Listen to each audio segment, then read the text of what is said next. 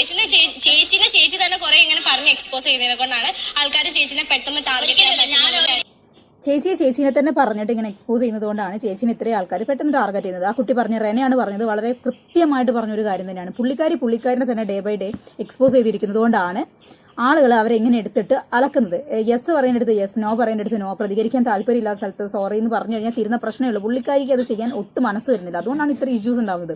ഈ ഒരു വീഡിയോ ഇപ്പോൾ ചെയ്യേണ്ട ആവശ്യം എന്താണെന്ന് ചോദിച്ചാൽ, ഇത് ഞാൻ രേണുസുധിയുടെ അല്ലെങ്കിൽ രേഷ്മ പി തങ്കച്ചന്റെ PR വർക്കേഴ്സിന് വേണ്ടി ഡെഡിക്കേറ്റ് ചെയ്യുന്നു. ഞാൻ ഇന്നലെ ഈ വീഡിയോ കണ്ടിട്ടും ഞാൻ ചെയ്യാതിരുന്നത്, ഇത് നമ്മൾ ഓൾറെഡി ഡിസ്കസ് ചെയ്ത് വിട്ട കാര്യമാണ്. പുള്ളിക്കാരി എന്തായാലും നുണ തന്നെ പറയത്തുള്ളൂ എന്നുള്ള കാര്യം അറിയാം. അതുകൊണ്ട് പറയുന്നത് നുണയാണെന്ന് ഒട്ടുമിക്ക ആളുകൾക്കും അറിയാം. പിന്നെ ഇത് അറിയാത്ത ആൾക്കാരെന്ന് പറഞ്ഞു കഴിഞ്ഞാൽ PR-ഉം രേണുവിൻ്റെ അന്തം ഫാൻസും മാത്രമാണ്. അത് കരുതിയാൽ നമ്മളിത് തൊടാതിരുന്നു. പക്ഷേ ഈ PR വർക്കേഴ്സിന്റെ ഞെളിഞ്ഞുകുത്തൽ കുറച്ച് അധികമായതുകൊണ്ട് തന്നെ നമ്മൾ എന്ത് ചെയ്യാണ്, ഈ ഒരു കാര്യം PR-ന് വേണ്ടി ഡെഡിക്കേറ്റ് ചെയ്യുന്നു.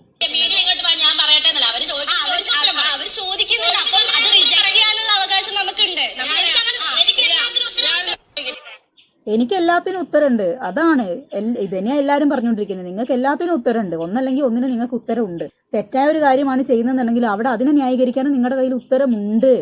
ഇവരുടെ അനുവാദം വാങ്ങിയിട്ടോ ഈ ഒരു ഡിസ്കസ് അവിടെ നടത്തുന്നത് തന്നെ. ലാസ്റ്റിലോട് പുള്ളിക്കാരി ഇതൊക്കെ പുറത്തെ കാര്യങ്ങളല്ലേ, പേഴ്സണൽ കാര്യങ്ങളല്ലേ, ഇതൊക്കെ എന്തിനാ ഇവിടെ ഇട്ട് ചർച്ചയാക്കുന്നതെന്നൊക്കെ പറഞ്ഞിട്ട് ചോദിച്ച ആൾക്കാരുടെ അല്ലെങ്കിൽ അനുവാദം കൊടുത്ത ആൾക്കാരുടെ നെഞ്ഞത്തോട്ട് തന്നെ കയറുന്നുണ്ട്. സത്യം പറഞ്ഞാൽ BB ഹൗസിൽ ഇവരുടേതായ ഒരു കണ്ടന്റ് ഇവർ കൊടുക്കുന്നില്ല. രേഷ്മ പി തങ്കച്ചൻ കൊടുക്കുന്നില്ല, ഒന്നാമത്തെ കാര്യം. രണ്ടാമത്തെ, പെർഫോം ചെയ്യുന്നുണ്ടോ എന്ന് ചോദിച്ചാൽ ഞാൻ ടാസ്ക് വൈസ് ഒന്നും ചെയ്യുന്നതായിട്ട് ഇതുവരെ കണ്ടില്ല. മോർണിംഗ് ഡാൻസിൽ അത്യാവശ്യം കുഴപ്പമില്ലാതെ ഡാൻസ് കളിക്കുന്നുണ്ട്.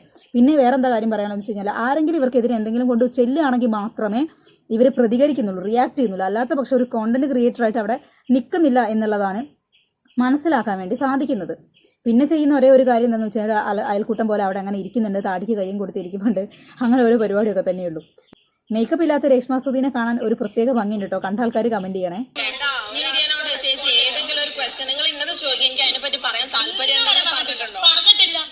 പറഞ്ഞിട്ടില്ല, പറയത്തില്ല. കാരണം അങ്ങനെ എനിക്ക് അതിന് പ്രതികരിക്കാൻ താല്പര്യമില്ല എന്ന് പറഞ്ഞു കഴിഞ്ഞാൽ പുള്ളിക്കാരിന്റെ ഒരു കോൺട്രവേഴ്സി ക്രിയേറ്റ് ചെയ്യാനുള്ള ഒരു ഐഡിയ അവിടെ എന്താവും, പാളിപ്പോവും.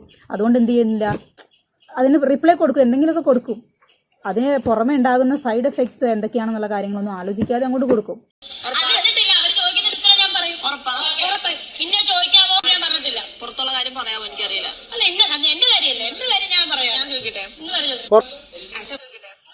എന്റെ കാര്യമില്ല, എനിക്ക് ഏത് ബിഗ് ബോസ്, ഏത് ലാലാട്ടൻ ആരാ എന്റെ തന്തയാണോ, ബിഗ് ബോസ് ആരാ എന്റെ അമ്മായിച്ചനാണോ, ഞാൻ ഇതൊക്കെ ചോദിച്ചോ, എനിക്കൊരു കുഴപ്പമില്ല. അതാണ് രേഷ്മ പി തങ്കച്ചൻ. പിന്നെ വെറുതെ ആണോ PR ഒക്കെ ആൾക്കാർ ഇങ്ങനെ കമന്റ് ബോക്സിൽ വന്നിട്ട് ഇങ്ങനെ പറയുന്നത്?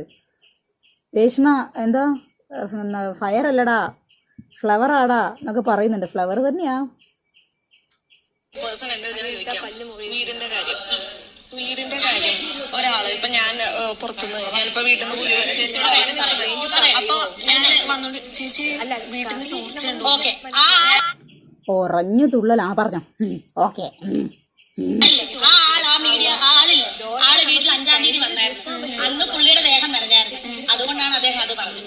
ഈ ദൃശ്യത്തിലെ ഓഗസ്റ്റ് 2 പോലെയാണ് ഈ രേഷ്മ പി തങ്കച്ചന്റെ ജൂൺ 5 ജൂലൈ 5 അങ്ങനെ ഏതാണ്ട് ഒന്ന്.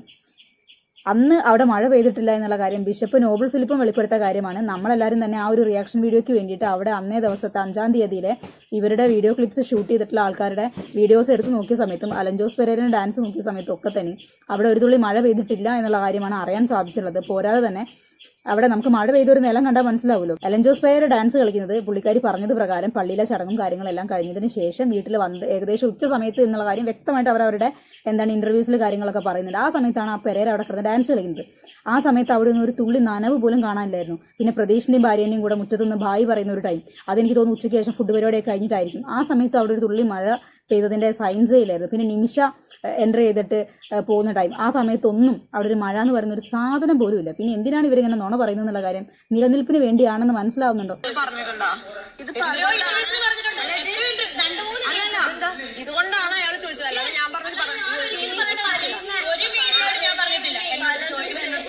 അവിടെ വന്ന് വീഡിയോ എടുക്കുന്ന ഒരാളുടെ ദേഹത്തേക്ക് വെള്ളം നനഞ്ഞതുകൊണ്ടാണ്. നനയ്യാന്ന് പറഞ്ഞു കഴിഞ്ഞാൽ എത്രത്തോളം വെള്ളം അയാളുടെ ദേഹത്ത് വീഴും എന്നുള്ള കാര്യം നിങ്ങൾ ആലോചിച്ച് നോക്കണം കേട്ടോ.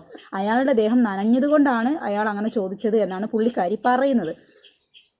അത് എവിടുന്നാ ചോദിക്കേണ്ടിയിരുന്നത്? ഇപ്പൊ ഞാനൊക്കെ ഇവിടെ ഇരിക്കുന്ന സമയത്ത് എൻ്റെ ഫ്രണ്ടിൽ ഇവിടെ ജനലുണ്ട്, ഇവിടുന്ന് ഇങ്ങോട്ട് വെള്ളം അടിക്കുന്ന സമയത്ത് എൻ്റെ ദേഹത്താണെങ്കിൽ ഞാൻ ആ സ്പോട്ടിൽ അവരെ കാണുമ്പോൾ അയ്യോ അവിടുന്ന് വെള്ളം തെറിക്കുന്നുണ്ടല്ലോ എന്ന് സ്പോട്ടിൽ അവരോട് ചോദിക്കും. അല്ലാതെ 1-2 ആഴ്ച കഴിഞ്ഞിട്ട് എവിടെ ഒരു ഷൂട്ടിംഗ് ലൊക്കേഷനിൽ ഒരു കാട്ടിൻ്റെ മൂലയെ കൊണ്ടുപോയി നിർത്തി വീഡിയോ മാത്രം ഓൺ ചെയ്ത് വെച്ചിട്ട് അയ്യോ രേണുസുധി നിങ്ങളുടെ വീട് ചോരുന്നുണ്ടല്ലോ, ചോർച്ച ശരിയാക്കിയോ എന്നൊന്നും ആരും ചോദിക്കത്തില്ല. അങ്ങനെ ചോദിക്കുന്നുണ്ടെങ്കിൽ തന്നെ അത് ക്യാമറയിൽ പകർത്തി പോസ്റ്റ് ചെയ്യത്തില്ല. കോമൺ ടോക്കിൻ്റെ ഇടയ്ക്കായിരിക്കും ചോദിക്കുക. ക്യാമറ കണ്ടു കഴിഞ്ഞാൽ ഇത് ക്യാമറയുടെ മുമ്പിലല്ലേ എന്ന് പറഞ്ഞ് പ്രതികരിക്കാനുള്ളൊരു ഉത്തരവാദിത്വവും ബുദ്ധിയും നിങ്ങൾ കാണിക്കണമായിരുന്നു. നിങ്ങൾ കാണിച്ചിട്ടുമില്ല. പിന്നെ എല്ലാം പോട്ടെ, വേറൊരു മെയിൻ പോയിന്റ് പറയുന്നുണ്ട്, അവിടെ നമുക്ക് പിടിക്കാം.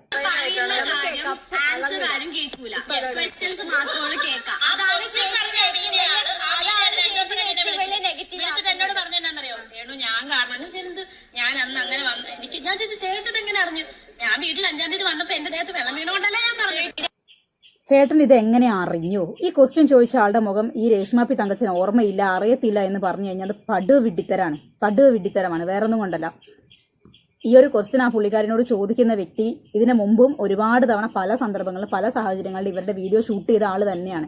നമുക്കിപ്പോൾ 2 ദിവസം ഒരാളുടെ സ്വരം കേട്ട് കഴിഞ്ഞാൽ ഇത് ഇന്ന ആളുടെ സ്വരമാണ് എന്നുള്ള കാര്യം കറക്റ്റ് മനസ്സിലാവും. ഇവർക്ക് പിന്നെ ഏവിയേഷനും അതും ഇതും മാങ്ങയും തേങ്ങയൊക്കെ പഠിച്ചതിൻ്റെ 10 വയസ്സേക്ക് വിവരമില്ല, ബോധവുമില്ല, അവരത് കാണിക്കുന്നുമില്ല. എന്നിട്ട് എന്നെ വിളിച്ച് ചോദിച്ചു, അങ്ങനെ പറഞ്ഞു ഇങ്ങനെ പറഞ്ഞു, അയ്യോ ഞാൻ കാരണം ഇത്ര ഞാൻ കാരണം എന്ന് പറഞ്ഞ് ധണിക്കുന്ന ആളാണെന്നുണ്ടെങ്കിൽ അയാൾ എന്ത് ചെയ്യണമായിരുന്നു? ഞാനാണ് ചോദിച്ചത്, എൻ്റെ ദേഹത്താണ് വെള്ളം വീണത്, 5-ാം തീയതിയാണ് വീണത്, ഇന്ന സ്ഥലത്ത് ഇരിക്കുമ്പോഴാണ് വീണതെന്ന് വ്യക്തമായിട്ട് അയാൾ വന്ന് പറയണം. കാരണം അയാൾക്കത് പറയാൻ പറ്റത്തില്ല. അങ്ങനെ ഒരു സന്ദർഭത്തിൽ അയാളുടെ ദേഹത്ത് വെള്ളം വീണിട്ടില്ല, അയാൾ അവിടെ ഇല്ലായിരുന്നു എന്നുള്ള കാര്യം കൊണ്ടാണ് അയാൾ വന്ന് അത് പറയാത്തത്. ഒരു മാപ്പെങ്കിലും പബ്ലിക്കായിട്ട് ഈ സ്ത്രീനോട് അയാൾ വന്ന് പറഞ്ഞു. അപ്പം തന്നെ ആലോചിച്ചാൽ മതി, ഇവർക്ക് രക്ഷപ്പെടാനും ഒരാളുടെ തലയിൽ ഇങ്ങനെ ഇന്നയാൾ വിളിച്ചിട്ടുണ്ടായിരുന്നു എന്നുള്ള കാര്യം പറയുന്നത്. അങ്ങനെ ഒരു ആളുണ്ട്, പക്ഷെ അയാളുടെ പേരും കാര്യങ്ങളും റിവീൽ ചെയ്യാൻ ഇവർക്ക് പോലും സാധിക്കില്ല. കാരണം ഇവരുടെ ഡ്രാമ പൊളിയും. ആൾക്കാർക്ക് കിട്ടേണ്ട കണ്ടന്റ് അവർക്ക് കിട്ടുന്നുണ്ട്. ചേച്ചിനോട് സഹതാപം ഉണ്ടെങ്കിൽ ചേച്ചിനെ നല്ലത് എനിക്ക് ആരുടെ സഹതാപ സിബതി ഒന്നും ആവശ്യമില്ല. പക്ഷെ ബിഗ് ബോസ് കയറുന്നതിന് മുമ്പ് എൻ്റെ കയ്യിൽ ആകെ കുറച്ച് തുണിയുള്ളൂ, ഞാൻ ആ തുണിയെല്ലാം കൊണ്ടാണ് ബിഗ് ബോസ് കയറുന്നത്, എത്ര ദിവസം ആ തുണി കൊണ്ട് തേക്കാൻ പറ്റത്തില്ല എന്നൊക്കെ പറഞ്ഞ് ഡ്രസ്സിന്റെ കുറച്ച് ദാരിദ്ര്യം പറഞ്ഞിട്ടാണ് പോയത്. കാരണം അവിടെ നിൽക്കുന്നിടത്തോളം കാലം ഡ്രസ്സ് ആരെയും സ്പോൺസർ ചെയ്താൽ അവർക്ക് അത്രയും നല്ല കാര്യമാണ്. അതുകൊണ്ട് തന്നെ ഫോണില്ല, അയ്യോ എൻ്റെ കയ്യിൽ ഫോണില്ല, വീഡിയോ പിടിക്കാൻ ഫോണില്ല, ക്ലാരിറ്റി ഉള്ള ഫോണില്ല, ക്ലിയർ ഉള്ള ഫോണല്ല എന്ന് പറഞ്ഞ് ഫോണിനും കുറച്ച് ദാരിദ്ര്യം പറഞ്ഞിട്ടാണ് പോയത്. അപ്പം ഫോൺ ആരെങ്കിലും സ്പോൺസർ ചെയ്യല്ലോ. പിന്നെ കബോർഡ് ഓൾറെഡി ആരോ ഒരാൾ സ്പോൺസർ ചെയ്തിട്ടുണ്ട്, ഇങ്ങനെ വെച്ച് കൊടുക്കാമെന്നും പറഞ്ഞിട്ട്. അങ്ങനെ ഓരോ സാധനങ്ങൾ ഇങ്ങനെ ആയിരുന്നു വാങ്ങട്ടെ.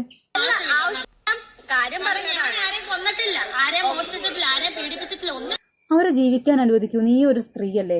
ഞാനൊരു കാര്യം ചോദിക്കട്ടെ, കഷായം ഗ്രീഷ്മ, സൈനൈഡ് ജോളി, സ്വപ്ന, സരിത, സോളാർ സരിത, പിന്നെ അങ്ങനെ കുറേ സ്ത്രീ കഥാപാത്രങ്ങളുണ്ട്. ഇവരൊക്കെ സ്ത്രീകളാണ് എന്നും കരുതി എനിക്ക് അവർ ചെയ്യുന്ന എല്ലാ കൊളരിതായ്മയ്ക്കും അവരെ സപ്പോർട്ട് ചെയ്യാൻ പറ്റൂല. ഹെന ഫാത്തിമ, നീള നമ്പ്യാർ, പിന്നെ ഈ ലൈവ് പോകുന്ന ഇവരുടെ ഉറ്റ സുഹൃത്ത് നിമിഷ, എനിക്ക് ഇവരെയൊക്കെ സപ്പോർട്ട് ചെയ്യാൻ പറ്റും? ഒക്കത്തില്ല.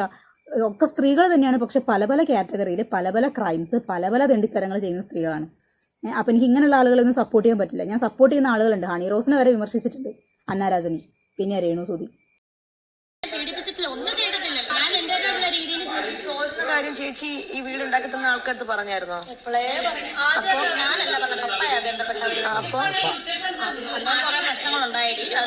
നമുക്കൊരാൾ വീടുണ്ടാക്കി തരുമ്പോ പക്ഷെ നമുക്കൊരു വീട് ഉണ്ടാക്കാന്ന് പറയുന്നത് അത്ര വലിയ നമുക്ക് സ്വന്തമായിട്ട് ഉണ്ടാക്കിയെടുക്കുന്നത് ഭയങ്കര ബുദ്ധിമുട്ടുള്ള കാര്യമാണ്. നമുക്കൊരാള് വീടുണ്ടാക്കി തരുമ്പോ നമ്മൾ അവരുടെ റെസ്പെക്ട് ചെയ്ത് നിൽക്കുകയാണ്. പക്ഷെ അത് പബ്ലിക്കിനോട് ഇങ്ങനെ ചോരുന്നു, അത് ചെയ്യുന്നു. ഞാൻ അങ്ങോട്ട് കയറിയൊന്നും പറഞ്ഞിട്ടില്ല. പിന്നെ ആരാ പറഞ്ഞു? ചോദിക്കുമ്പോ പറയാൻ പാടില്ലായിരുന്നു.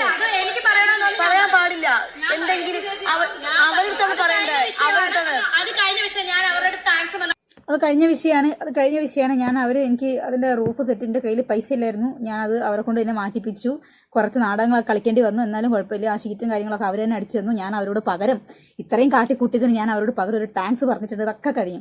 ഉത്തരം മുട്ടി. അതുകൊണ്ട് കിടന്ന് ഉരുള് അനുമോള് കറക്റ്റ് കുറുക്കി നോക്കി കൊടുത്തു. നിങ്ങൾ അവരോട് പറയുന്നുണ്ടെങ്കിലും മീഡിയയ്ക്ക് മുമ്പ് ചോദിച്ചാലും പറയരുതായിരുന്നു. ഞാൻ പറയും, എനിക്കത് ശരിയാന്ന് തോന്നി. പുള്ളിക്കാരിൻ്റെതായ കുറേ ശരികളുണ്ട്. അത് മാത്രമേ പുള്ളിക്കാരി ചെയ്യുള്ളൂ. ഇതൊക്കെ എവിടെ വരെ പോകുമെന്നുള്ള കാര്യം നമുക്ക് അറിയത്തില്ല. എല്ലാം നല്ലതിന് നടക്കാനിരിക്കുന്ന നല്ലതിന് എന്ന് വേണമെങ്കിൽ പറയാം. നമ്മൾ ആരും പ്രാകാരം ശപിക്കാനൊന്നും ഒന്നും വരുന്നില്ല. നമ്മൾ നല്ലത് കണ്ടാൽ നല്ലതെന്ന് പറയും, ചീത്ത കണ്ടാൽ ചീത്ത എന്ന് പറയും. നിഷ്പക്ഷമായിട്ട് തന്നെ കാര്യങ്ങൾ പറഞ്ഞിട്ടുള്ളൂ. ഓക്കെ, ഇനി അങ്ങോട്ട് അങ്ങനെ തന്നെ പറയത്തുള്ളൂ. അപ്പോൾ ഇത്രയും കാര്യങ്ങൾ PR-ന് വേണ്ടി ഡെഡിക്കേറ്റ് ചെയ്യണമെന്ന് തോന്നി. മറ്റൊരു വീഡിയോ കാണുന്നതുവരെ ബൈ.